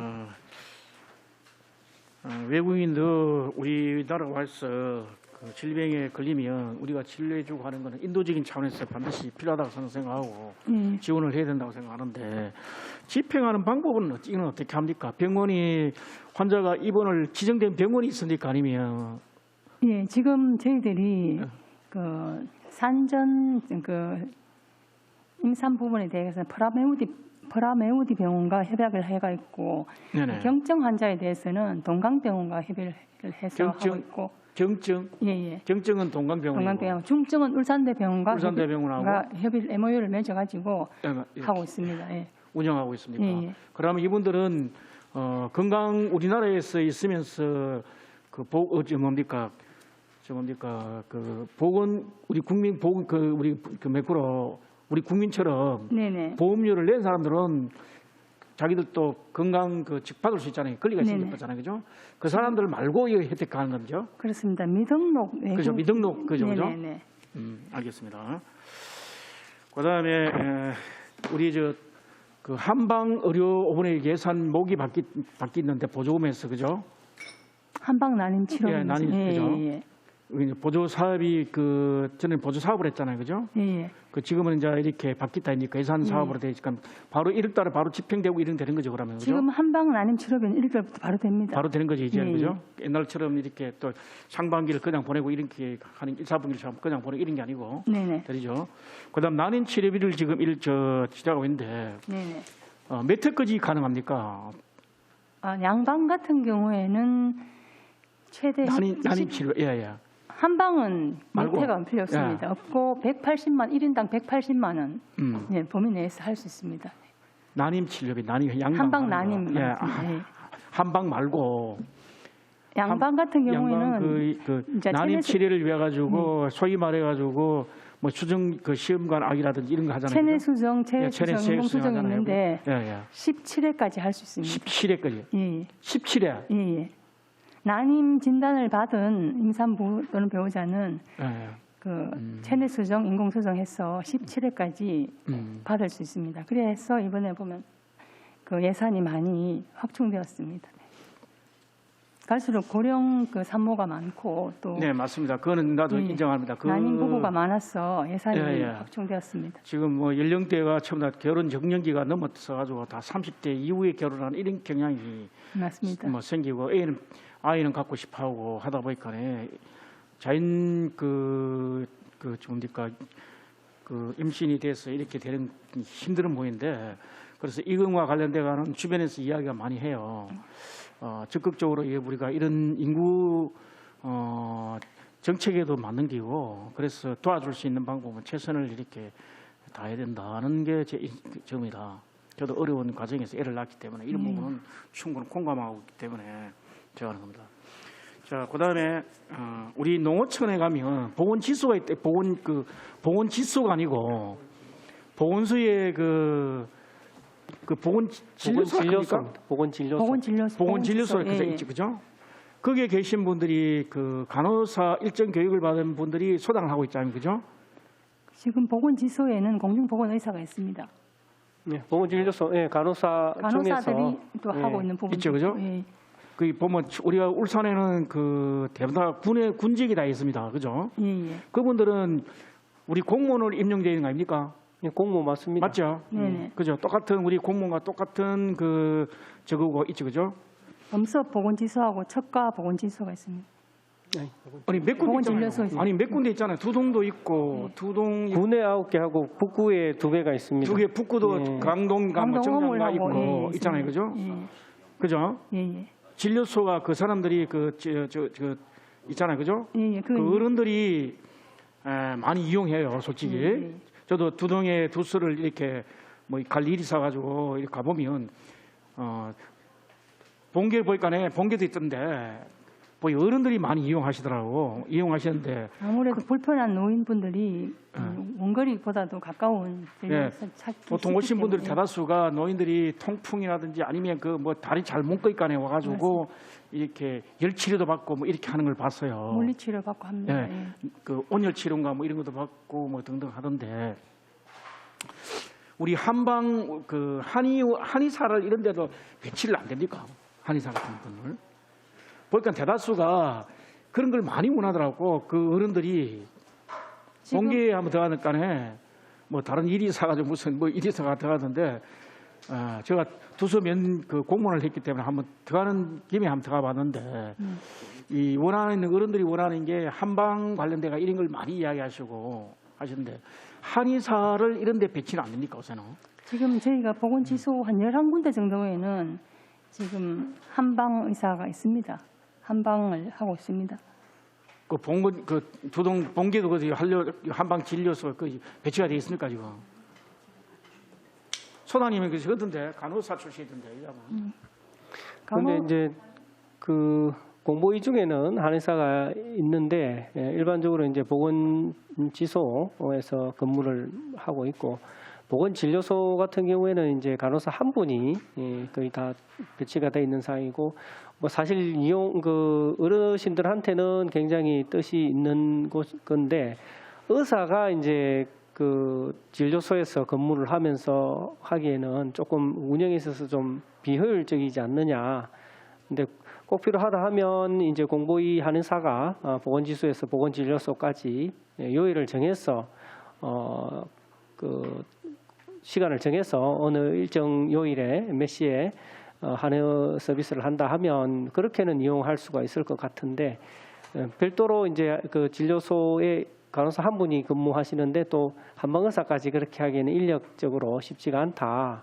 지금 공보위도 지금 전국적으로 보면 과거에 비해서 여성 의대생이 늘고 또 이제 그 공보위보다는 또 군의관을 또 많이 희망을 하고 하는 바람에 지금 공보위가 많이 줄어들고 있는 상황입니다. 특히 코로나 상황에는 또 힘들고 하니까 더 깊이 하는 부분이 있어서 쉽지가 않고 한의사는 그나마 이제 그만은 상관없지만은 운영에 있어서 최대한 효율을 하려면 어떤 뭐 보건소나 보건지소에 있으면서 보건지술료와 협업하는 방안이 안 좋겠나 생각됩니다.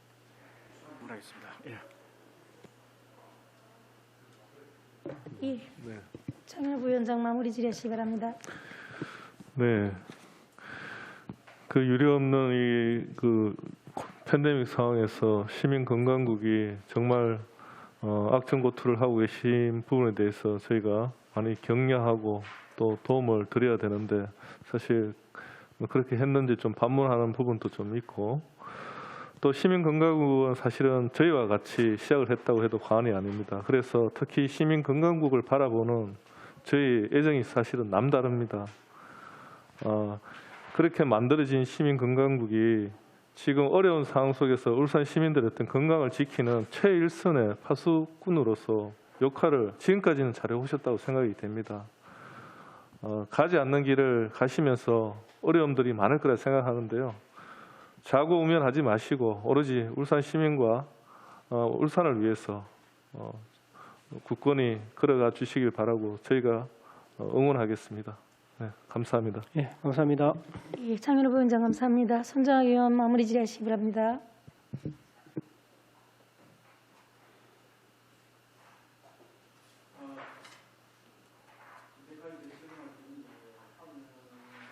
다 적어놔 가지고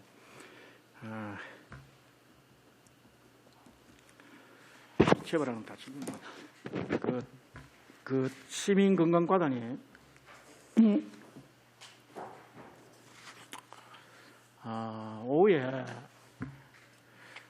제가 몇 가지를 자료를 요청할게요. 네. 자료를 좀 주시면 그걸 가지고 제가 평가를 해보고 아까 우리 저 시학 과장님한테 또 이야기했죠, 그죠? 그 관련된 자료를 줄라고 했죠, 그죠? 그 자료를 보고 예산을 이렇게 제가 동의를 해야 될지 말지 고민할 게 몇 개 있습니다. 알겠습니다. 그걸 요청할 테니까 보시고 지금까지의 실적을 정리가 아마 다 되는 걸로 알고 있는데 그런 부분에 대해서는 제 기대가 아마 충족이 되었는지 아닌지 확인을 해볼 그런 건데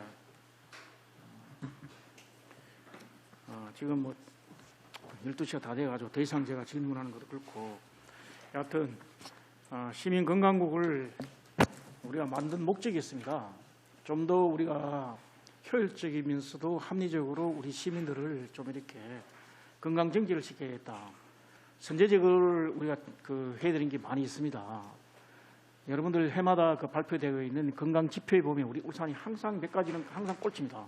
그런 부분에 대해서 운동도 적게 하는 이런 도시가 돼 있고 이런 걸 여러분들이 체계적으로 좀 이렇게 관리를 하면서 높여 나가야 됩니다. 뭐 심질환이라든지 암 발생률 이거는 전국에서 가장 높고 자살률도 높고 이런 부끄러운 지표가 좀 이렇게 개선될 수 있도록 여러분이 그 영향을 좀 발휘해서 해주셔야 됩니다. 그걸 하라고 우리 시민 건강국을 만든 겁니다. 여러분들은 최일선에 서서 우리 시민의 건강을 지키는 파수꾼인데 역할이 제대로 잘할 수 있도록 부탁을 드리고요. 다만 예산과 관련된 이런 부분에 효율적이지 않다 생각하는 것은 좀 여러분들이 스스로 정리를 좀 해야 됩니다. 해봐도 매년은 똑같은 반복적 사례로 끊임없이 해왔는데 그의 성과가 안 나면 방향을 바꾸든지 정책 방향을 바꾸든지 아니면 새로운 방법을 모색을 해야 되는데 끊임없이 그걸 합니다. 그런 거는 여러분들 좀 찾아가셔가지고 좀 이렇게 정리를 하고 이렇게 할 필요가 있다는 저는 생각하거든요. 하여튼 수고하셨고 저도 여러분들한테 감사를 드리는 말씀 마지막으로 하고 갑니다. 열심히 해주십시오. 부탁드리겠습니다. 네, 열심히 하겠습니다. 감사합니다. 예, 손정학 의원 감사합니다. 더 이상 질의하실 의원 없으십니까? 오늘 위원님들께서 제안하시거나 지적하신 사항은 정책 추진 시 반영될 수 있도록 조치해 주시기 바랍니다. 더 이상 질의하실 위원이 없으므로 질의 답변을 종결하겠습니다. 위원 여러분 그리고 관계공무원 여러분 수고하셨습니다. 내일 10시부터 상수도 사업본부 소관 상수도 사업 특별회계를 심사하도록 하겠습니다. 이상으로 오늘 의사일정은 모두 마치겠습니다. 사내를 선포합니다.